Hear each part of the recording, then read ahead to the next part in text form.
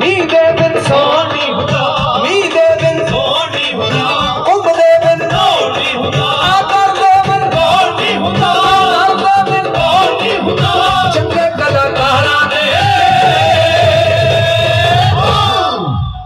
ਗਲ ਦੇ ਬਿਨ ਗਾਉਣ ਨਹੀਂ ਹੁੰਦਾ। ਟਿਊਨਰ ਲਾ ਕੇ ਭਾਵੇਂ ਸਾਰੀ ਦੁਨੀਆ ਗਾਈ ਜਾਵੇ ਤੇ ਜਦੋਂ ਇੱਥੇ ਖੜ ਕੇ 2 ਘੰਟੇ ਉੱਚੇ ਸੁਰ 'ਚ ਗਾਣਾ ਪਵੇ ਤੇ ਫਿਰ ਬੰਦੇ ਕਹਿੰਦੇ ਯਾਰ ਕਿਹੜੇ ਚੱਕਰਾਂ 'ਚ ਪੈ ਗਏ। ਸੋ ਇਹ ਚੀਜ਼ ਤਜਰਬਾ ਮੰਗਦੀ ਹੈ, ਜਾਨ ਮੰਗਦੀ ਬਾਪੂ ਜੀ। ਗਲ ਦੇ ਬਿਨ ਗਾਉਣ ਨਹੀਂ ਹੁੰਦਾ, ਚੰਗੇ ਕਲਾਕਾਰਾਂ ਦੇ ਕਹਿਣੇ ਵਿੱਚ ਪੁੱਤ ਨਹੀਂ ਹੁੰਦੇ, ਵੱਡਿਆਂ ਸਰਦਾਰਾਂ ਦੇ